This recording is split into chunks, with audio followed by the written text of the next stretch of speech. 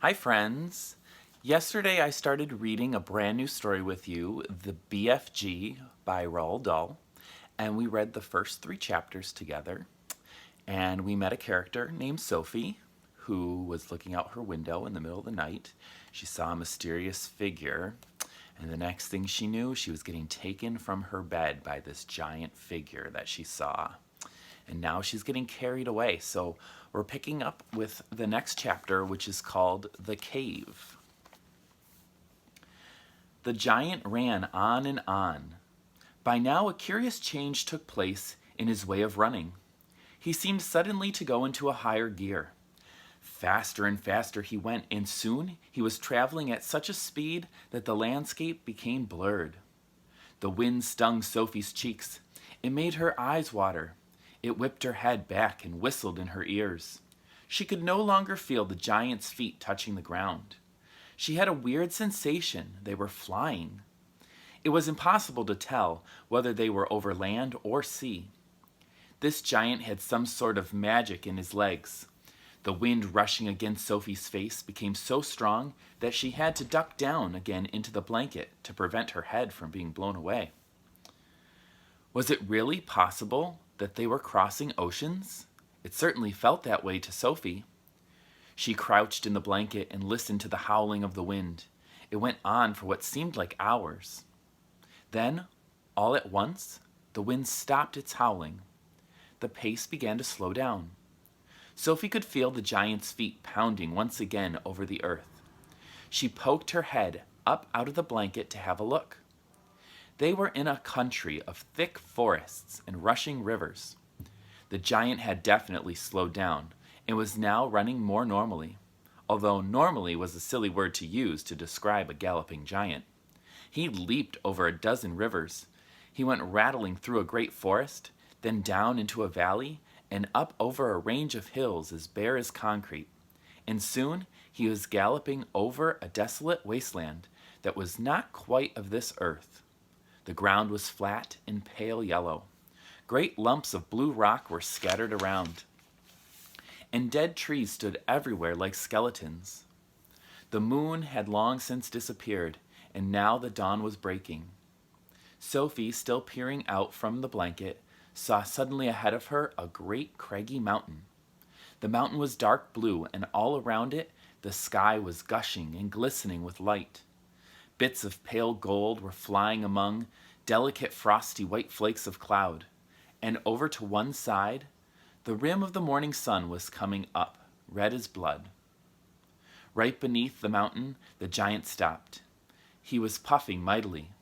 His great chest was heaving in and out. He paused to catch his breath. Directly in front of them, lying against the side of the mountain, Sophie could see a massive round stone.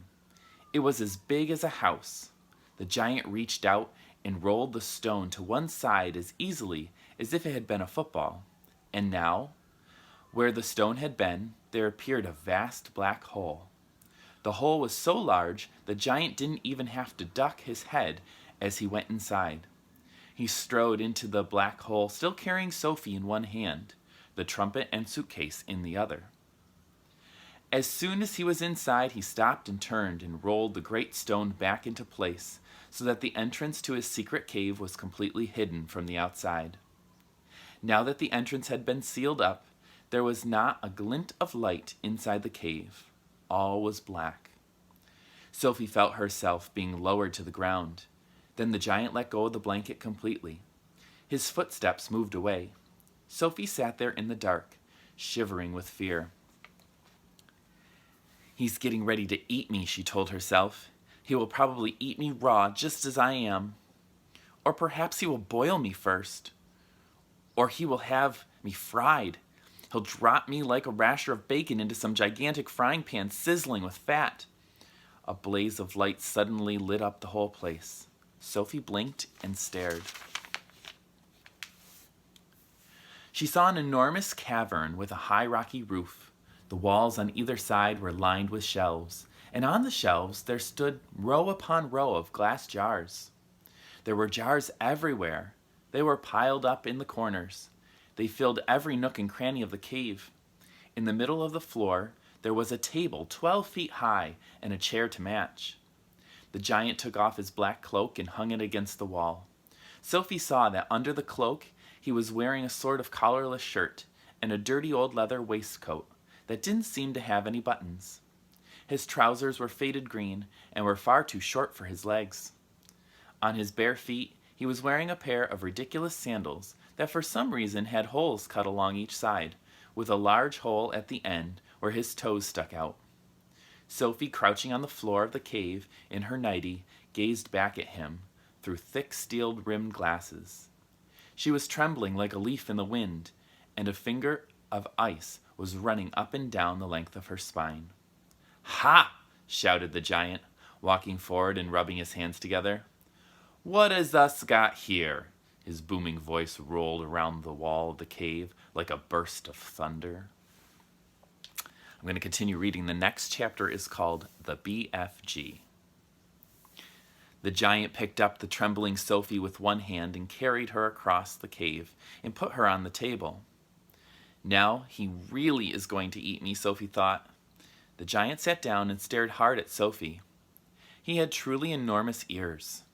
Each one was as big as a wheel on a truck, and he seemed to be able to move them inward and outwards from his head as he wished. "I is hungry," the giant boomed. He grinned, showing massive square teeth. The teeth were very white and very square, and they sat in his mouth like huge slices of white bread. Please don't eat me," Sophie stammered. The giant let out a bellow of laughter. "Just because I's a giant, you think I's a man-gobbling cannibal?" he shouted. "You is about right.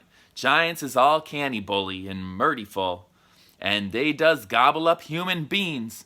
We's in giant country now. Giants is everywhere around. Out there, us has a famous bone-crunching giant. Bone-crunching giant crunches up 2 wapsy-whifflin' human beings for suppy every night. Noise is earth-burstin'.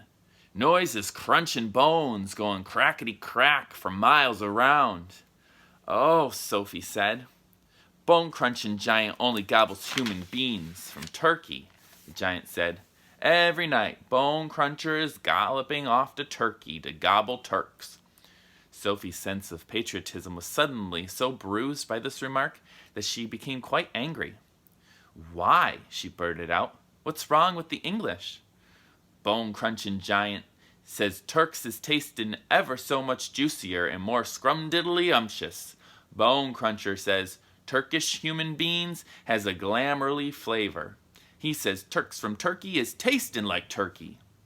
"I suppose they would," Sophie said. "Of course they would," the giant shouted. "Every human being is diddly and different. Some is scrumdiddly-umptious and some is ucky-slush. Greeks is all full of ucky-slush. No giant is eaten Greeks ever." "Why not?" Sophie asked. "Greeks from Greece is all tasting greasy," the giant said. "I imagine that's possible too," Sophie said. She was wondering with a bit of tremble what all this talking about eating people was leading up to. Whatever happened, she simply must play along with this particular giant and smile at his jokes. But were they jokes? Perhaps the great brute was just working up an appetite by talking about food. "As I'm sayin'," the giant went on, "all human beings is having different flavors. Human beings from Panama is tastin' very strong of hats." "Why hats?" Sophie said. "You's not very clever," the giant said, moving his great ears in and out. "I thought all human beings is full of brains, but your head is emptier than a bondalongle. Do you like vegetables?" Sophie asked, hoping to steer the conversation towards a slightly less dangerous kind of food. "You's trying to change the subject," the giant said sternly. "We's having an interesting babblement about the taste of human bean. The human bean is not a vegetable." "Oh, but the bean is a vegetable," Sophie said. "Not the human bean," the giant said. "The human bean has 2 legs, and a vegetable has no legs at all." Sophie didn't argue anymore. The last thing she wanted to do was to make the giant cross. The human bean, the giant went on, is coming in dillions of different flavors. For instance, human beans from whales is tasting very whooshery of fish. There is something very fishy about whales. You mean whales, like the fish, Sophie said.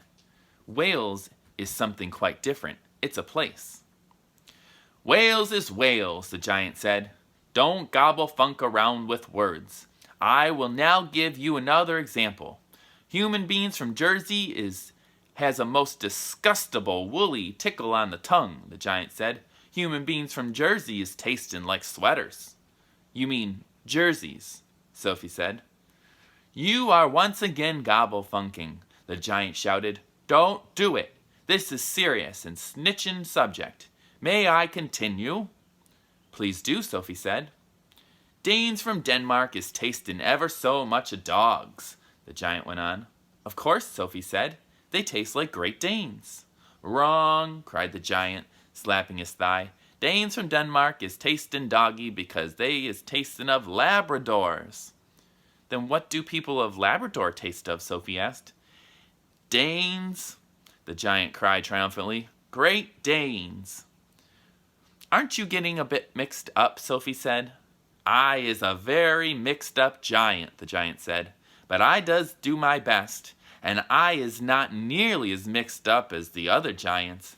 I know one who gallops all the way to Wellington for his supper. Wellington, Sophie said. Where is Wellington? Your head is full of squashed flies, the giant said. Wellington is in New Zealand. The human beings in Wellington is an especially scrumdiddlyumptious taste. So says the welly-eating giants. What do people of Wellington taste of? Sophie asked. Boots, the giant said. Of course, Sophie said. I should have known. Sophie decided that this conversation had gone on long enough. If she was going to be eaten, she'd rather get it over with and done with right away than to be kept hanging around any more. What sort of human beings do you eat? She asked, trembling. Me? Shouted the giant, his mighty voice making the glass jars rattle on the shelves. Me gobbling up human beings? This I never. The others, yes. All the others is gobbling them up every night. But not me. I's a freaky giant. I's a nice jumbly giant. I's the only nice and jumbly giant in giant country. I is the big friendly giant. I is the BFG. What is your name? My name is Sophie, Sophie said, hardly daring to believe the good news she had just heard. So Sophie's worry of being eaten has just gone to rest as she realizes she has just met the big friendly giant, which is what the BFG stands for. So I hope you're enjoying the story so far. I'm going to continue reading with you tomorrow, and our next chapter is called The Giants. So I think we're going to be meeting some of the other giants who live in giant country. So stay tuned, friends, and I'll see you soon. Bye-bye.